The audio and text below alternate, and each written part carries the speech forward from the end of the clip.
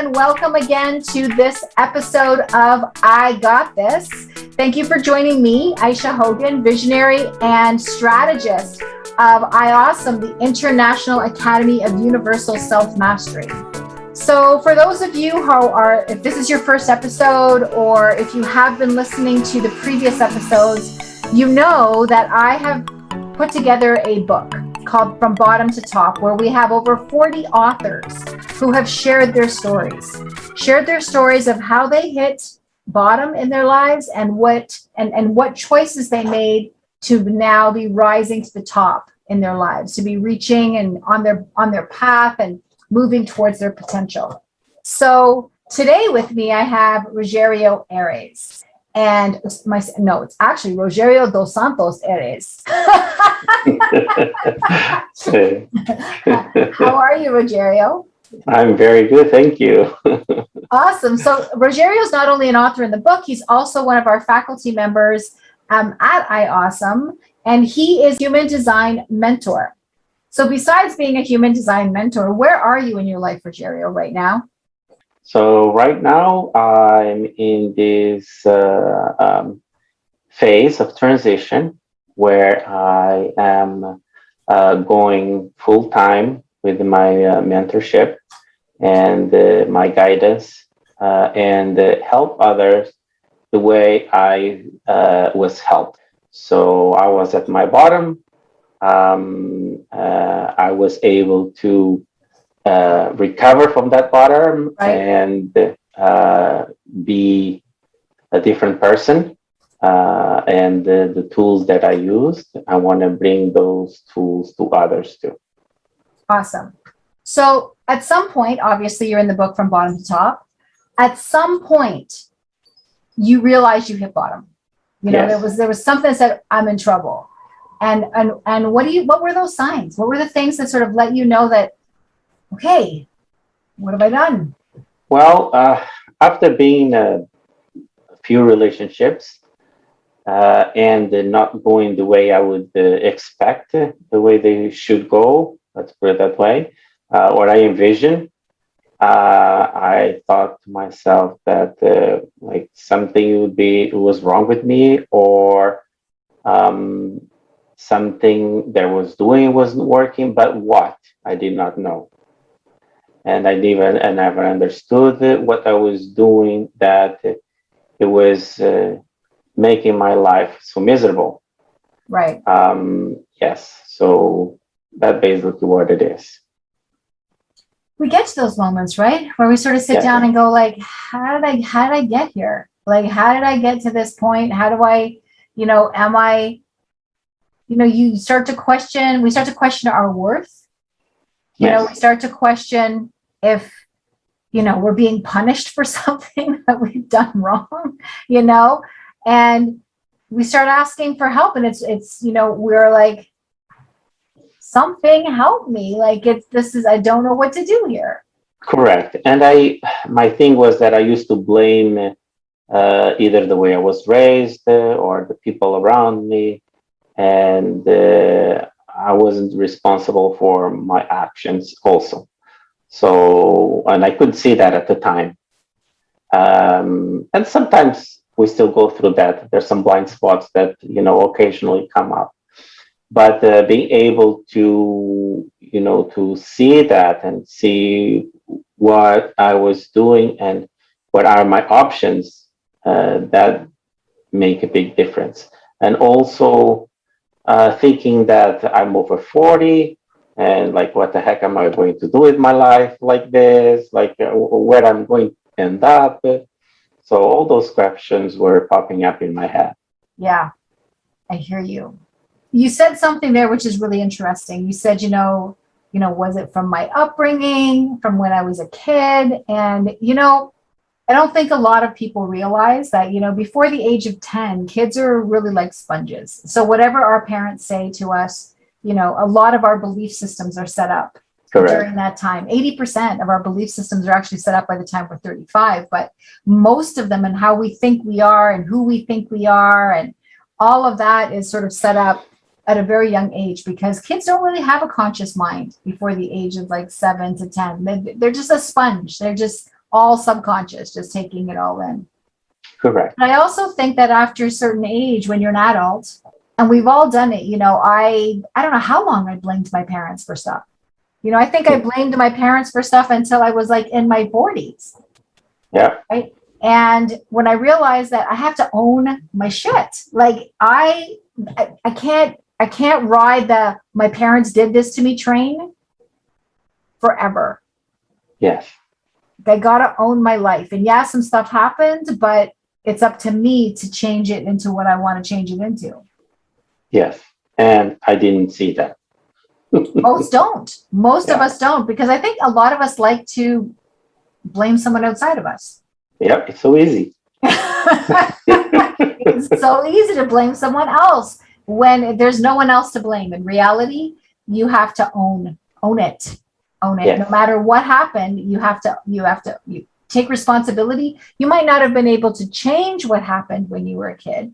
Yes, When what you're happened, 4 and happened. 5 and 6, like some stuff's happening. What are you supposed to do? Move out? Like there's not much you can do, but you can change how you feel about it, and you can heal it, and you can do work around it when you get older. Yes. Right. So you're feeling like in this space. What did you think your options were at the time? Oh boy, my options. Yeah, they weren't very bright options.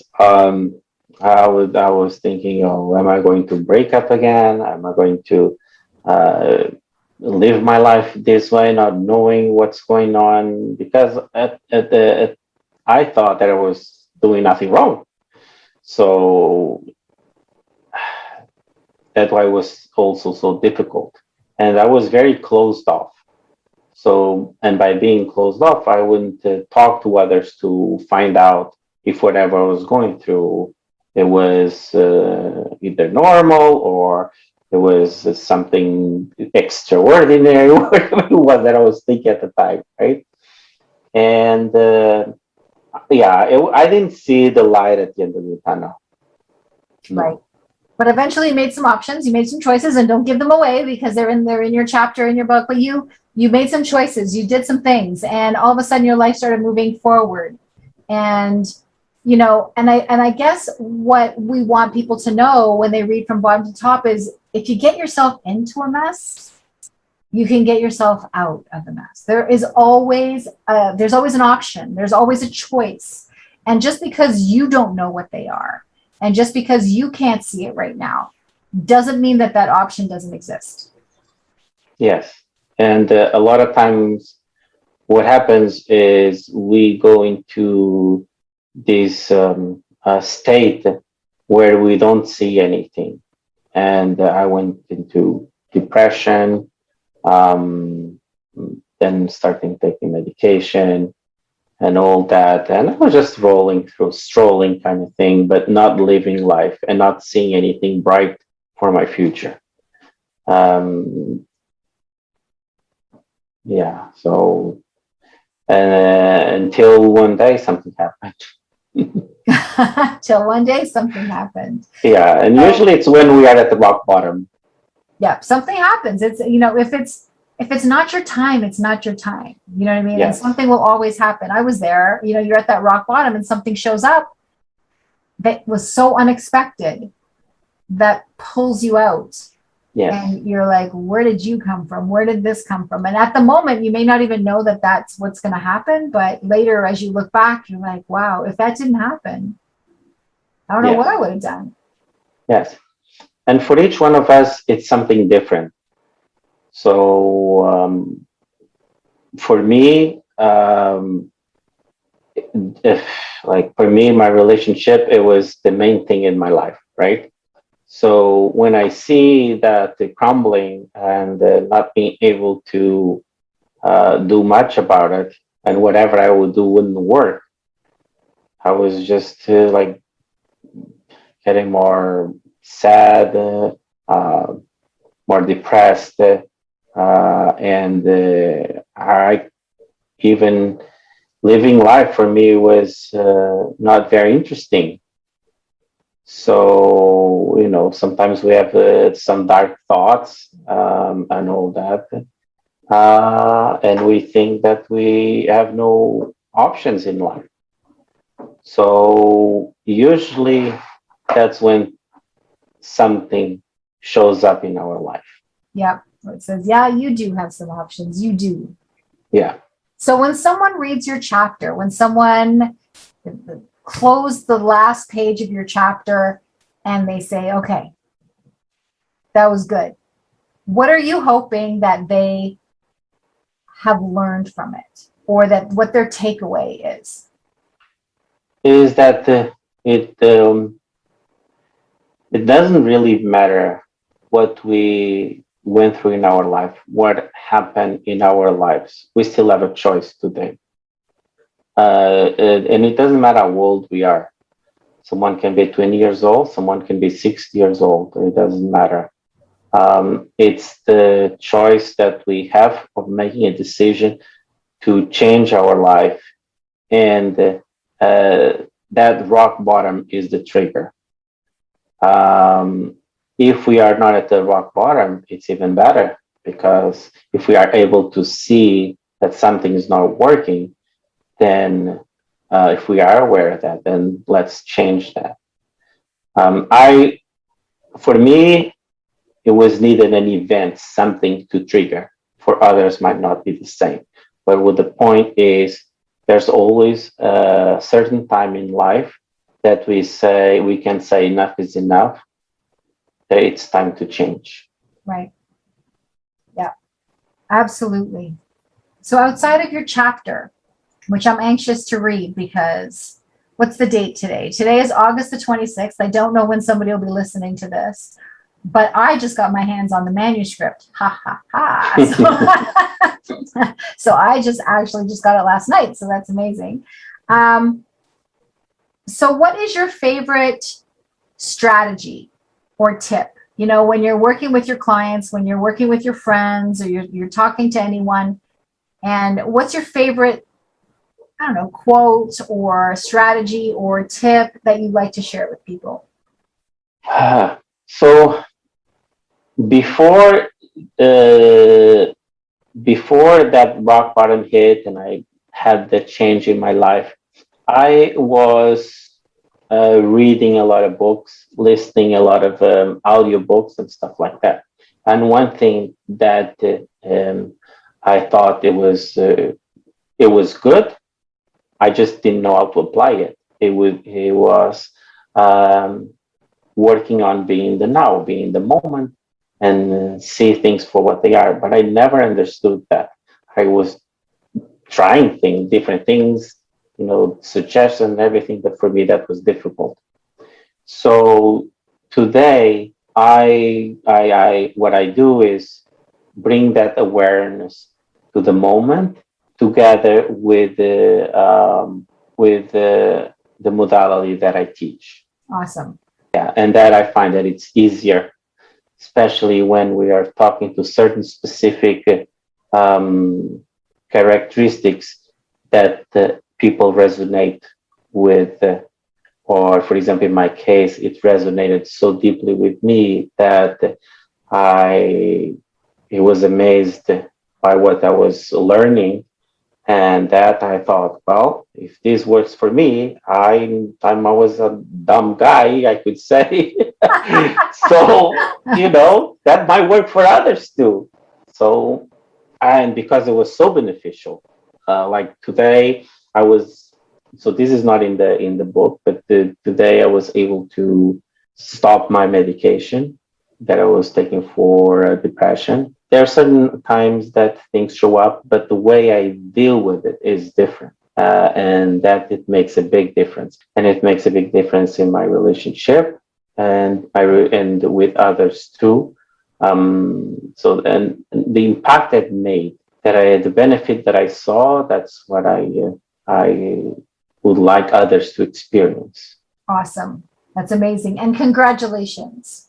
Thank you. Congratulations, because that's a hard thing for people to do, is to, when they're on those medications for so long, is to get off of them. So that's a big deal. So congratulations on that. Thank you. Awesome. Well, thank you so much Rogerio, for being a part of IAUSM. You're in a group with me that I teach inside of IAUSM, that we lead in IAUSM together, called Unwind Your Wounds and Step into Your Genius. And it's an amazing group. You, me, and Melinda Atzelaz, and we get together and we interact with other students that are inside of IAUSM, and we start sharing things. And we're about to just embark on a wonderful series of the future human being and involution and evolution, and just, oh my gosh, it's going to be huge. I was talking, where do you begin? So it's going to be a great thing, and people can jump in at any time. The way that we teach it, you can come in at any time. So it's great. So please, if you want to get involved in something like that, there's so many groups in IAUSM, so many things you can get involved in. And this is just one of the groups that we happen to be leading. Yes, it's a pleasure always, and be surrounded by so amazing people in our university is so cool. And see how everyone took different steps to come out of that bottom, and do something around their lives. Yeah, it's awesome. It's so funny. When I got the manuscript yesterday, as we just wrap this up for today, I got the manuscript yesterday. I was like, this is 360 pages, and I wanted 100 authors, and we got 40. And I was like, when I see the size of the manuscript, I'm like, oh my God. So if we had got 100, that would have been like over 1,000 pages easily. Yeah. For the book. Oh my goodness. So we'll have to save it for a volume 2. Anyways, thank you so much for sharing. Thank you so much for being a part of IAUSM. Thank you for all the wonderfulness that you've brought into my life since I've met you, and the education and the learning and understanding who I am on a even deeper level than I know now. I'm seeing myself with a whole new set of eyes. So for those of you who really want to dive deep and have done some work and you want to go even deeper, definitely reach out to Rogerio. You can reach him inside of IAUSM. And how else can people get a hold of you, Rogerio? Well, that's an interesting question, because I'm working on that right now. Oh, well, you'll get a hold of me then, and I'll connect you with Rogerio. Yes. And just start to learn about your genetics and your DNA and your design and all of the things that makes you that nobody really tells you. Yes. And also about the question about those little things that sometimes you think, oh, I'm odd about this, so I never talk to no one about that. And well, maybe it's not so odd that you are in a certain way. That's amazing. Yes. Thank you so much for being a part of this with us. And thank you all for listening. And I'll enjoy your presence at the next episode. See you then.